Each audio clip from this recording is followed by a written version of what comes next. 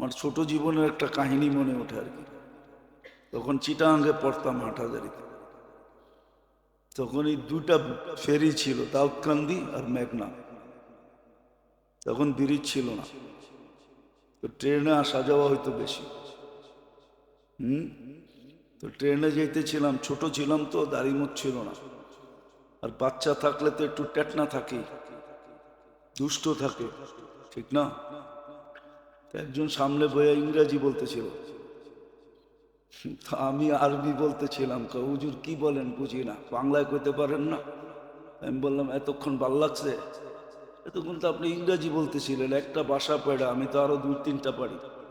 কেন উর্দুও পারি, ফার্সিও পারি, আরবিও পারি, বাংলাও পারি, টুটা ফাটা স্কুলে পড়া গেছি দেখে ইংরাজিও তো পারি। চারটা তো ফুল পারি, ফার্সি পারি, উর্দু পারি, আরবি পারি, বাংলা পারি। তা আপনার এতক্ষণ ভালো লাগছিল? আপনি তো এতক্ষণ ইংরাজি বলতেছিলেন, একটু পর পরই ইংরাজি ঠকতেছিলেন, বুঝাইতেছিলেন আপনি অনেক শিক্ষিত। আমি আরেকটা ভাষা বলছি, অসুবিধা কি? আপনিও বুঝালেন, আপনারটাও তো আমি বুঝা নিছি, আমারটাও বুঝালেন। আমি কি বললাম? গালি দিলাম? ছোটবেলা কাহিনী পড়ছিলাম,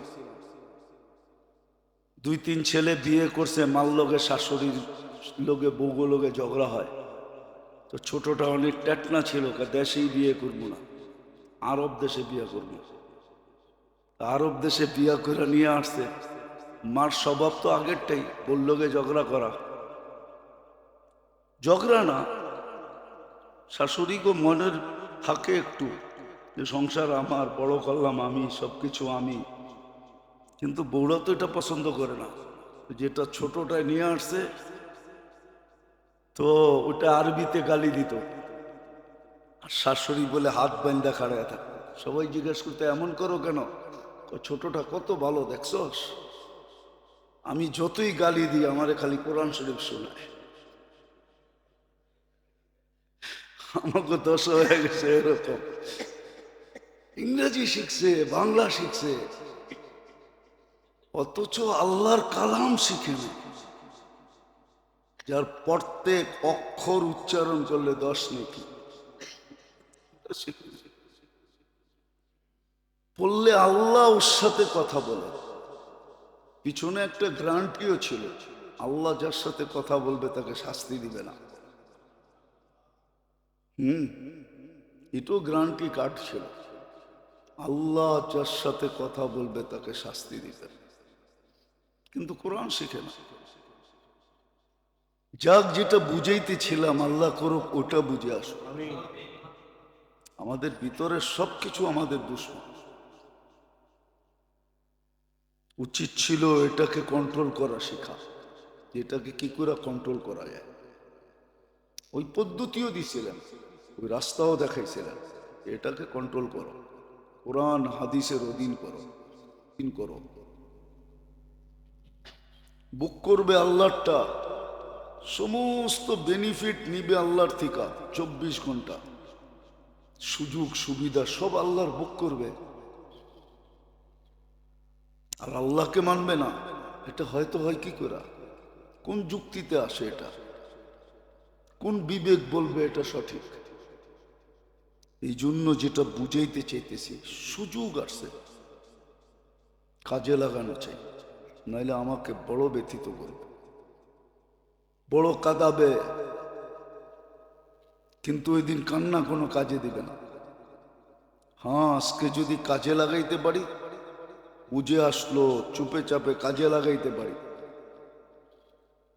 তাহলে সত্য আমি বুদ্ধিমান হিসাবে উঠব। হাদিসে এটাই আছে, আল কাইয়িসু মান দানা নাফসা। বুদ্ধিমানকে এটো আল্লাহ দেখায় দিয়েছেন, কার বুদ্ধি বেশি। আমরা তো মনে করি দুনিয়াওয়ালাদেরই বুদ্ধি বেশি। না না, ওর বুদ্ধি বেশি না। ওর বুদ্ধি যদি বেশি হতো, তাহলে যেই ছোট জীবনটা দিয়ে চিরদিনের জীবন নেওয়া যেত, ওই ছোট জীবনটার পিছিয়ে জীবনটাকে বিসর্জন দিত না। ও তো বলতো না মিলল তাতে কি আসে যায়, দুনিয়া মিলল আর না মিলল তাতে কি আসে যায়, থাকবই কয়দিন, থাকবই বা কয়দিন। আখেরাত মিললে হইল চিরদিন, পরিধি ছোট না। এই জন্য মানুষের ভিতরে আকাঙ্ক্ষা থাকে, সবাই লিডার হইতে চায়, সবার ভিতরে আকাঙ্ক্ষা আছে যে হায় আমি যদি বিরাট বড় একটা পদে পদস্থ হইতে পারতাম। আল্লাহ বলে হইলে কতদিনের জন্য হবি? 5 বছর, 7 বছর, 10 বছর, 12 বছর, 15 বছর, নাইলে 60 বছরই হলো, যতদিন বেঁচে রয়েছে জন্মের থেকে নিয়ে মৃত্যু পর্যন্ত। তারপর একদিন তো মৌত আসবেই, শেষ। এই আশা আল্লাহ জান্নাতে পুরাবে। এই জন্য সবাইকে বলছে ইউতিহি মুলকান কাবীরা, তোকে রাজা বানায় ঢুকাবো। বলবে ওইখানে মন্ত্রী পরিষদ থাকবে, হ্যাঁ থাকবে, প্রজা থাকবে, খাদেম থাকবে, থাকবে। ওটা একটা রাজত্ব হবে, জান্নাত একটা রাজত্ব, জান্নাত একটা রাজত্ব। আল্লাহ কোরআনে বলছে রাজত্ব দিব, মুলকান কাবীরা, বড় রাজত্ব, বন্টনহীন রাজত্ব, যেটা বন্টন হবে না। দুনিয়াটা তো বন্টিত, এই জন্য তো 300-র উপরে দেশ, নাইলে তো একটা দেশই হইতো। দুনিয়া তো একটাই না কয়েকটা? এলে তো একটা দেশই হইতো। এক বাড়িতে তো একজনেরই শাসন হয় না কয়েকজনের হয়? একজনেরই চলে, হোম মিনিস্টারেরই চলে, আর কারো চলে না। দুনিয়ায় তো রাজত্ব একটাই হওয়া দরকার ছিল, একটাই তো দুনিয়া, কিন্তু এটা বন্টিত, এই জন্যই তো 300-র উপরে দেশ। কিন্তু আখেরাত বন্টিত হবে না, যার যারটা তার তার, বড় রাজত্ব। এখানে পজিশনও আছে, অপজিশনও আছে, খাতায় কলমে না থাকলেও মনে মনে আছে, মনে মনে অপোজিশন আছে।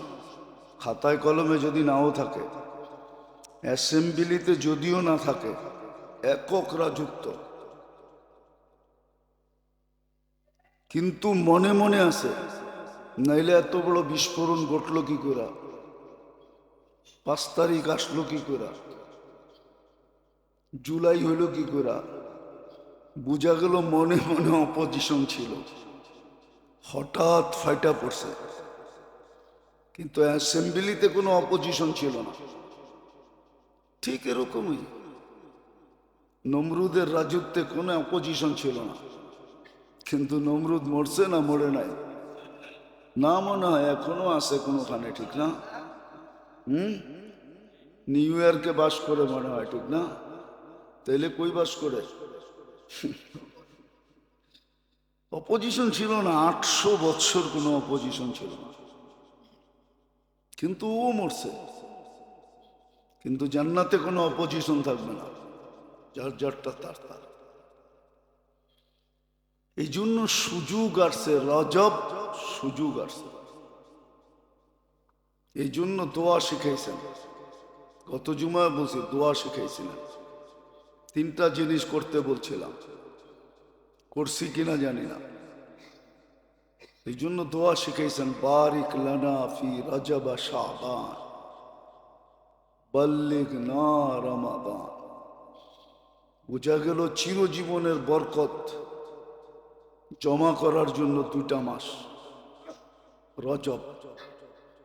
আবার রজব মাসটা, এটা তো জাহেলিয়াত, যেই যুগটাকে আমরা খুব আঙ্গুল উঠাই, সুখ যেটা নিয়ে আলোচনা হয়, জাহেলিয়াত, অজ্ঞতার যুগ, অন্ধকারই অন্ধকার।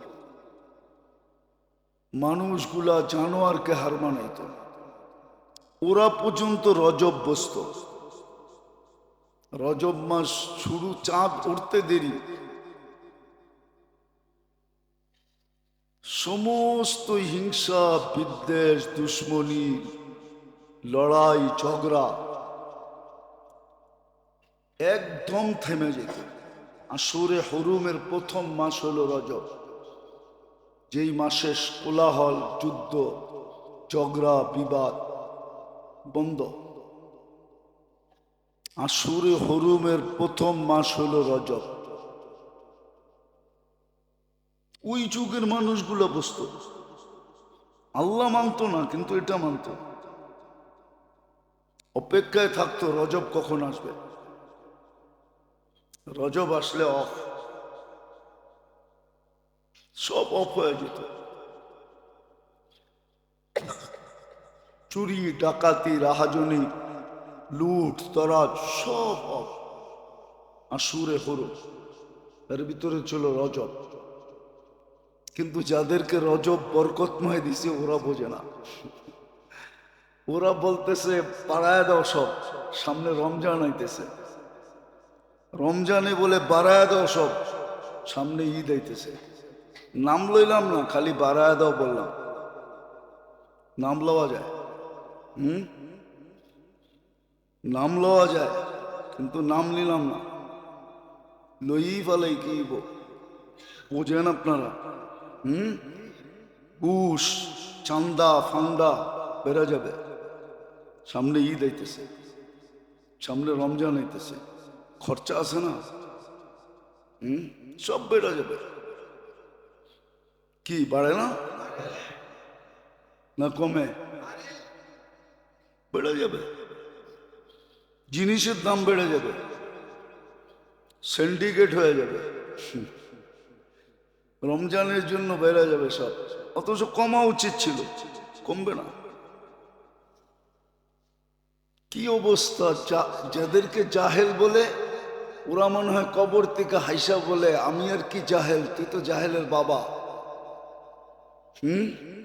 ওরা কবর থেকে বলে আল্লাহ বাঁচাইছে, তোদের জমানায় আমরা আসি না,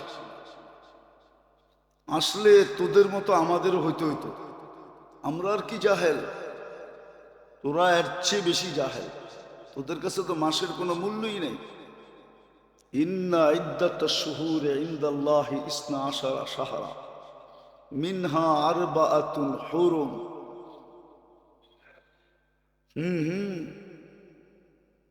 চার মাস নিষিদ্ধ মাস আল্লাহর পক্ষ থেকে, ওটা শুরু মাস হলো রজব, বরকত জমা করার 2 মাস, রজব আর শাবান।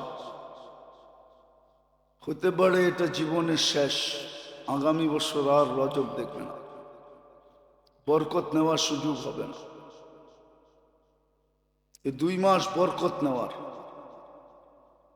রমজান হলো মাগফিরাত আর রহমত নেওয়া, বরকত নিয়ে আনো, যত নিতে পারো, আর বরকত নিলে কাজে লাগবে। 1 টাকা এরকম কাজ করে দেখাবে যেটা 1 কোটি টাকায় করতে পারবে না, আর এটার প্রমাণ আছে। কোটি টাকার ওষুধে ভালো হয় না, 1 টাকার ওষুধে ভালো হয়ে গেছে, প্রমাণ আছে। তাইলে গরিব মানুষগুলা মরে যেত, এই 10,000 15,000 12,000 20,000 যারা বেতন পায় না ওরা মরে যেত। বিশ্বাস হয় না আপনাকে? ঢাকা শহরে থাইকা আবার বাড়িতে পয়সা পাঠায়া আবার বাচ্চা কাচ্চা নিয়া মোটামুটি চলে যেতেছে, চলতেছে না? হ্যাঁ, আবার কাউরে দেখবেন ওর চায়ের বিলই আসে 20,000 টাকা। কি চায়ের বিল? কি দুপুরে খাইতে গেলে অনেক লাগে, তারপরে ওরে যেয়ে দেখবেন গলা শুকায়, চলে না, ও গলা শুকায়, ও সারাদিনে একবারও আলহামদুলিল্লাহ বলে না। আর ওই 15,000 টাকারে জিজ্ঞাসা করবেন, ও মাঝে মাঝে কয় আলহামদুলিল্লাহ, চলতেছে, ওর মুখ দিয়ে আলহামদুলিল্লাহ বেড়ে। আর কোটি টাকা যে কামায়, যার ডেলি লাখ লাখ খরচ, ওরে জিজ্ঞেস করবেন, ও একবারও আলহামদুলিল্লাহ বলে না, আর বললেও শুদ্ধ বলতে পারে না।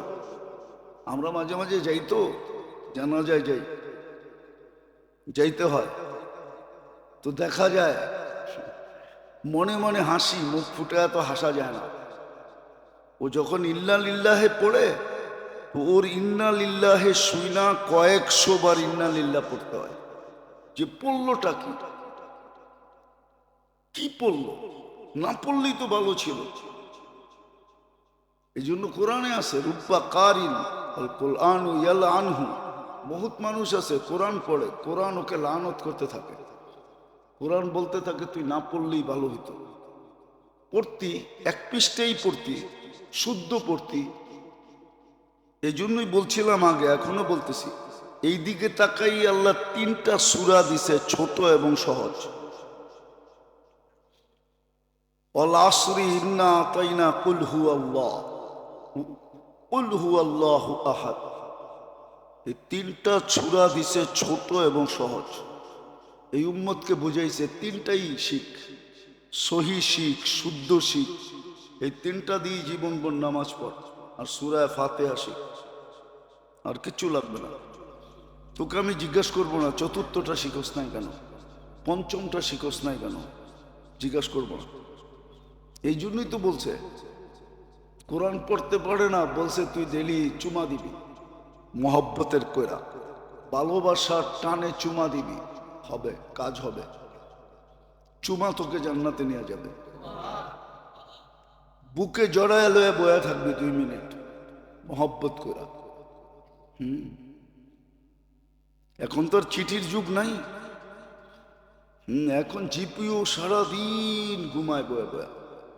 মানুষগুলো তো ঘুমায় ঘুমায়, জিপিও ঘুমায়, ওই বিল্ডিংটাই সারাদিন ঘুমায়। কারণ না কেউ চিঠি পাঠায় না, পাঠায় নাকি?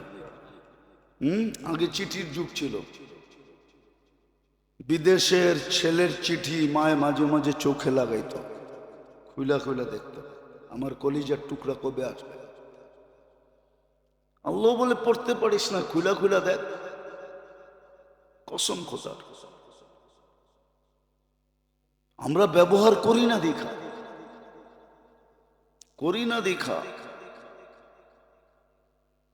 করি না। খুইলা খুইলা দেখ, চুমা দে, বুকে লাগাও, মাথায় রাখো, মহব্বত করো, করে না, কিচ্ছু করে না। আল্লাহ আল্লাহ কি করে শয় আল্লাহ জানি না। হালিম দেখেই মনে হয় শোয়া যায়। ওনার নাম যদি হালিম না হইতো তাহলে শৈতান না। আমাদের গলিগুলা ঘরগুলার থেকে কোরআনের চিৎকার আসতেছে। ঘরে ঢুকবেন তো প্রথম টেলিভিশনটা দেখা যায়, কারো ঘরে ঢুকলে প্রথম কোরআন দেখা যায় না। কোরআন চোখের সামনে রাখে না, মেইন গেটের সামনে কোরআন রাখে না, যে ঢুকলেই যেন কোরআনটা চোখে পড়ে। দেখার মাধ্যমে দিলের ভিতরে একটু হলেও আঘাত লাগে যে কোরআন আমার ঘরে না, কোরআন লুকায় রাখছে। কয়টা কি চোখে রাখার জিনিস নাকি, হেফাজতে রাখছে। টেলিভিশনটা চোখের সামনে রাখছে যাতে ঢুকলেই মনে পড়ে, দেখি চ্যানেলে কি আছে, দেখি আজকের খবর কি। তো প্রথম ঢুকেই ওটারে খুলা দেখে, কয় দেখি তো না, খালি হেডলাইনটি দেখি। হেডলাইন দেয় না, মনে এটুও বোঝেন না। বোঝেন না? বোঝস না, বিটলামি করস। হেডলাইনটা দেখে, শুধু হেডলাইনটা দেখা। প্রথম টেলিভিশনটা দেখা যায়, কোরআন দেখা যায়। তো রজব আসছিল, প্রথম মাস, হারাম মাসের প্রথম। 4টা সম্মানিত মাসের একটা মাস। আরবাতুন মিনহা হুরুম, বড় সম্মানিত মাস। জাহিলিয়াতের লোকগুলা বসত,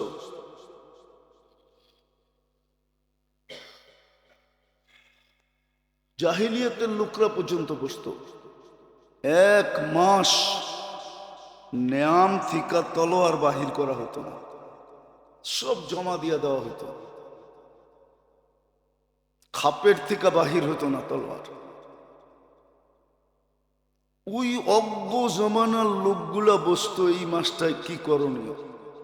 কিন্তু আজকের মানুষগুলা বলে আমরা শিক্ষিত, আমরা এডুকেটেড। এডুকেটেড মানুষগুলা বোঝে না, শিক্ষিত মানুষগুলা বোঝে না, দীক্ষিত মানুষগুলা বোঝে না। এরা বলে আমরা আপডেট, আমরা ডিজিটাল, আমরা সুপার ডিজিটাল।